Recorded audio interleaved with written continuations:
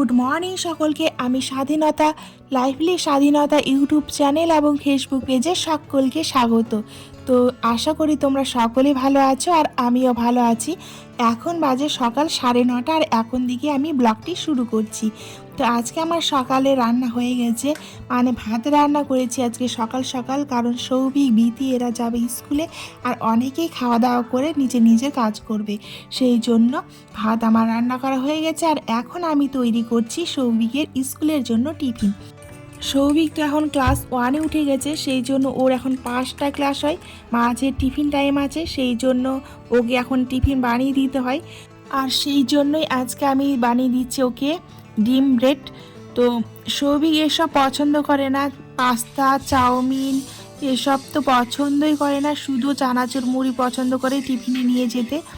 আর রুটি তরকারি দিতে চাই, সেটাও ও নিজে ভালো খায় না, শুধু চানাচুর মুড়িই খায়। তো আজকে আবার ব্রেড ছিল, তো ভাবলাম যে একটু বানিয়ে দিই, জানি না খাবে না ঘুরে নিয়ে আসবে, বানিয়ে তো দিই কি হচ্ছে। সঙ্গে আবার বিস্কিটও দিয়ে দিতে হবে, যদি না খায় তাহলে বিস্কিটটা খেয়ে যাতে থাকতে পারে, সেই জন্য।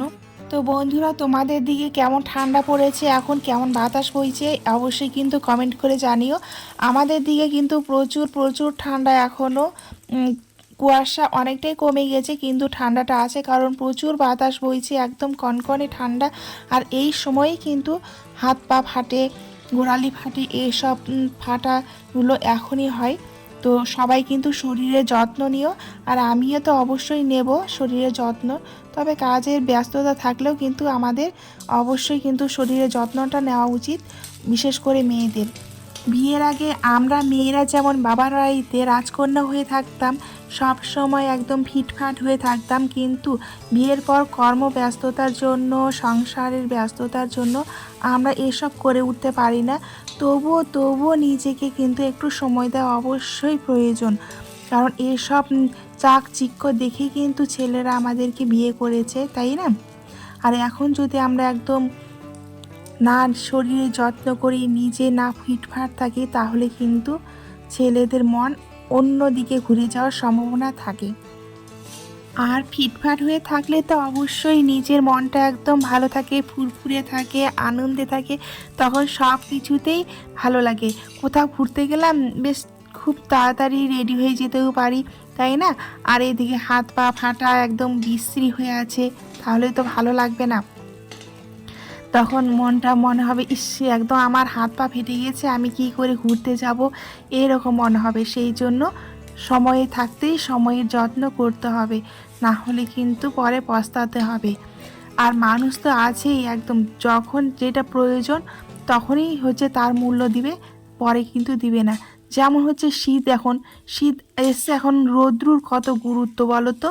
অনেকেই এখন বলবে বাবা বাড়ির মধ্যে কি ঠান্ডা, একদম খাওয়া যাচ্ছে না, আমাকে রোদে মুড়ি খেতে দাও, ভাত খেতে দাও, একবার বিছানা করে দাও, একটুখানি রোদে শুই, এরকম অবস্থা। আর যেই ঠান্ডা পার হয়ে চলে যাবে, একদম গ্রীষ্মকাল পড়বে, তখন বলবে ইস এত রৌদ্র, এত সূর্যটা তাপ দেয়, একদম বাড়িতেও থাকা যায় না, বাইরে গাছতলাতেও থাকা যায় না, একবারে কি অবস্থা, একদম সূর্যটাকে আমাকে সহ্যই হয় না, এরকম করে বলবে। তাই সময় থাকতে থাকতেই সব কিছুর কাজ কিন্তু আমাদের করে নেওয়া উচিত, তাই না? টুপিটা পর, লাগবে অনেক বাতাস, ঠিক আছে পরে নাও, এখনই পরো, অনেক বাতাস আছে। ওইভাবে নয়, আমি পরে দিচ্ছি। তো বন্ধুরা, আমি সৌভিককে রেডি করে দিয়েছি স্কুলে যাওয়ার জন্য, আর সৌভিকের বাবাও রেডি হয়ে গেছে, এখন সৌভিক স্কুলে যাবে। আর ওকে ইউনিফর্ম পরাইনি, কারণ শীতের দিনে ওদের স্কুলে তেমন বাধ্যকতা নেই ইউনিফর্মের জন্য, সেই জন্য যে যা পারে তাই পরে যায়, এতে কোনো সমস্যা নেই।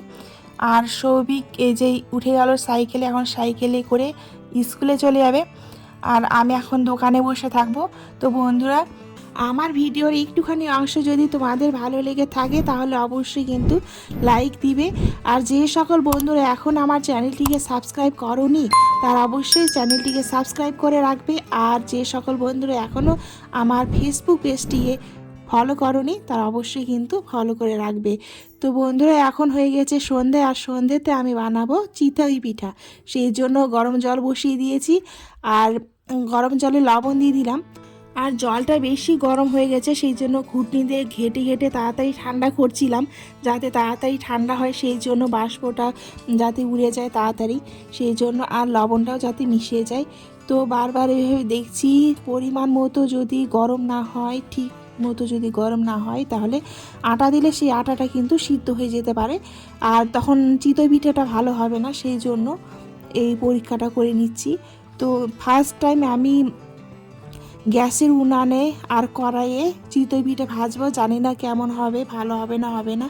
চিতই পিঠে কিন্তু মাটির খড়ির উনানেই ভালো হয়।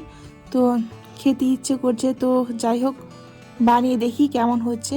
তো খুব সুন্দর স্মুদি একটা বানিয়ে নেব, আর একটু ঘন হবে, এই যে সুন্দর হয়েছে ব্যাটারটা। তো এখন কড়াইটা হচ্ছে রেডি করে নেব, সেই জন্য একটু তেল দিয়ে দিলাম যাতে কড়াইয়ে না লেগে যায়।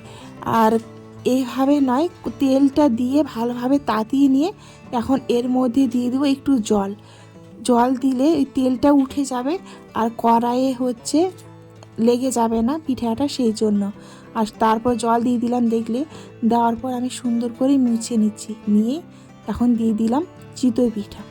তো দিয়ে আমি ঢেকে দিলাম। তো বন্ধুরা, খুব দুঃখের বিষয় যে চিতই পিঠাটা ভালো হয়নি, সেই জন্য আরও আটার মধ্যে জল মিশিয়ে দিলাম, ঠান্ডা জল মিশিয়ে দিয়ে এই যে বোতলে ভরে নিচ্ছি। আর ভরে নিয়ে যে বোতলে ঠিবিটা আছে না, ওটা কাটা দিয়ে একটু ফুটো ফুটো করে নিয়েছি, করে নিয়ে এই যে তোমাদের দেখিয়ে দিচ্ছি, এই যে ফুটো ফুটো করে নিয়ে এখন কড়াইয়ে দিব। তো এই জন্য আবার কড়াইয়ে একটু তেল মেখে নিচ্ছি, এটা ব্রাশ দিয়ে মেখে নিলে ভালো হয়, তো আমাদের ব্রাশ নেই, সেই জন্য আমি পাতলা সুতির কাপড় দিয়ে তেলটা একটু মুছিয়ে নিলাম, তাহলে কড়াইয়ে লেগে যাবে না। আর এই যে এইভাবে আমি দিয়ে দিচ্ছি এখন কড়াইয়ে। আর এটা খেতেও ভীষণ কিন্তু মুচমুচে হয়, সেই জন্য এখন দেওয়ার পরে ঢেকে দিব, তাহলে ভালো হবে, একদম মুচমুচে। এই যে ঢাকনা উঠিয়ে দিয়েছি, এই যে দেখো কি সুন্দর মুচমুচে হয়ে গেছে একদম। আর এটা কিন্তু ঝোলা গুড় দিয়ে ভালো হয় খেতে, নলেন গুড় দিয়ে আর কি, খেতে বেশ টেস্টি লাগে। যে তুলে নিলাম, এইভাবে আমি এখন সব কয়টাই ভেজে নিব, সব আটাগুলো দিয়েই। তো ভাজা আমার কমপ্লিট, আর সবারই খাওয়া হয়ে গেছে, আমি সবার লাস্টে খেতে বসেছি। আর এই যে সুন্দর করে ছিঁড়ে নিয়ে নলেন গুড় বা ছোলা গুড়ে ডুবিয়ে খেতে দারুণ লাগে, দারুণ।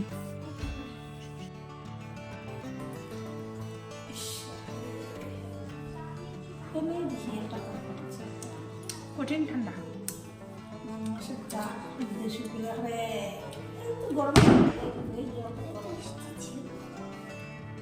আমি এখন না না, আমি খাবো না, খেয়েছি। আর একটু খা, খাই দেবো।